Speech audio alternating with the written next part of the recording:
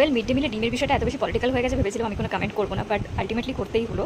কারণ কিছু কিছু বিষয় আমার মনে হলো যে একটু জানানো উচিত। প্রথম কথা আমি একটু বলি, মিড ডে মিল যখন 2003 সালে শুরু হয়েছিল, যখন যে গাইডলাইনগুলো তৈরি হয়েছিল, তার উদ্দেশ্যটা কী ছিল? উদ্দেশ্যটা এটাই ছিল যে যে বাচ্চাটি আসবে সে যেন শিক্ষার সাথে পুষ্টিটাও পায়, যেটা সে পাচ্ছে না, ফলে স্কুল ছুটের হারটাকে যাতে কমানো যায়।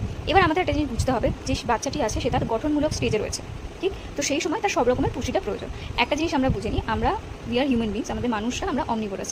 এটা আমরা নিজেরা ঠিক করিনি, এটা প্রকৃতি ঠিক করেছে। যেমন প্রকৃতি ঠিক করেছে গরু, ছাগল, মোষ, হাতি যত বড়ই আকারে হোক না কেন, এদের শাকসবজি দিয়েই এদের শরীরে যা যা ভিটামিন মিনারেলসের পুষ্টি পূরণ চাহিদা পূরণ করা দরকার সেটা হয়ে যাবে।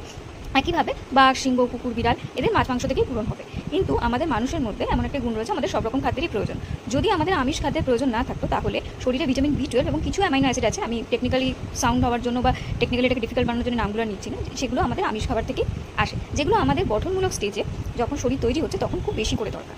ঠিক আছে? তো এই জন্য ডিম যেহেতু একটি সস্তায় পুষ্টিকর খাদ্য, এবং যারা আর্থসামাজিক দিকে একটু পিছিয়ে আছে তাদের কাছে সেই খাবারের অ্যাকসেপ্টেন্সটাও রয়েছে, সেই কারণেই দেওয়া।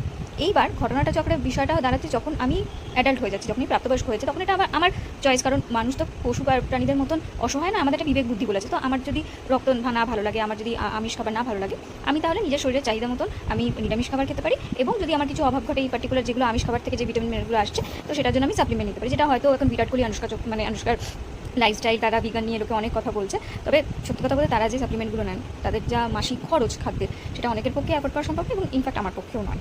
তো এটা একটা হচ্ছে ভ্যালিড বিষয়। এইবার ঘটনাচক্রে যেহেতু আমরা পুষ্টিবিদ অনেক ক্ষেত্রে সার্ভে এই সমস্ত করতে লোকে যায়, সেখানে দেখেছে যে মিড ডে মিলের যে খাদ্যের কোয়ালিটিটা দেওয়া হতো, তার গুণগত মান এতই খারাপ ছিল, পোকা পড়া চাল, অপরিষ্কার রান্নাবান্না, কোনো রকম আলু কুমড়োর ঝোল।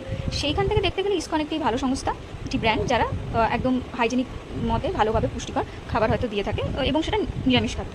সেটা একজন প্রাপ্তবয়স্কের জন্য ঠিক আছে, যিনি ঈশ্বরের দিকে পুরোপুরি মনোনিবেশ করেছেন, তার তো আর সমাজে কোনো কিছু নিয়ে তুই যায় আসে না, আমার শরীরে এই পুষ্টি পেলাম কি না পেলাম, তা কোনো রকম পেট বলে ঠাকুরের নামগান করলেই হয়। কিন্তু একটি শিশু যে আসছে, যার জীবনে এখন গঠনমূলক শরীরের বৃদ্ধিটা প্রয়োজন, তার কিন্তু এই পুষ্টিগুলো দরকার। তো সেটাই আমার মূল বক্তব্য। এবং কিছু ভ্রান্তিকর জিনিস সোশ্যাল মিডিয়াতে স্পেকুলেট করা হচ্ছে, যেরকম সাধারণত করা হয় যে ডিমের তুলনায় নাকি রাজমা, ডাল এগুলোর পুষ্টিগুণ বেশি। একটা জিনিস ভেবে দেখুন, আমরা সাধারণত বড়রা যারা রয়েছে, তারা কেউ 100 গ্রাম ডাল রোজকার বাড়িতে খাই? কাঁচা জিনিসের কথা আমি এখানে বলছি না, ওখানে কিন্তু যে পোস্টটি রয়েছে সেখানে লেখা আছে শুকনো।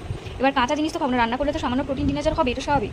এবং 100 গ্রাম ডাল, প্র্যাকটিক্যালি সয়াবিন ডাল কেউই খাই না আমরা, এবং সেটা রান্না করার পর যখন আরও কমে যায় তখন তো তার প্রোটিন অনেক কমে গেল। তো এই জিনিসগুলো আমরা কেন ভাবছি না? এবং আরেকটা জিনিস হচ্ছে, আমিষ খাবারকে ফার্স্ট ক্লাস প্রোটিন আর সেকেন্ড ক্লাস প্রোটিন, কিন্তু এর বায়ো অ্যাভেলেবিলিটি, আমার শোষণ ক্ষমতার পর কতটা আছে, এর অনেকগুলো টার্ম আছে, NPR আছে, পিডিক্যাস আছে, আমি অত টেকনিক্যালি এতে যাচ্ছি, কিন্তু এই জিনিসগুলোই কিন্তু প্রয়োজন। তো অবশ্যই আমাদের পরিষ্কার পরিচ্ছন্ন খাদ্যেরও দরকার এবং পুষ্টিকর খাদ্যেরও দরকার, কারণ সে গঠনমূলক সময়তে রয়েছে, তার এখনো বৃদ্ধি বাকি আছে। তো এই জিনিসটা একটু ভেবে দেখবেন।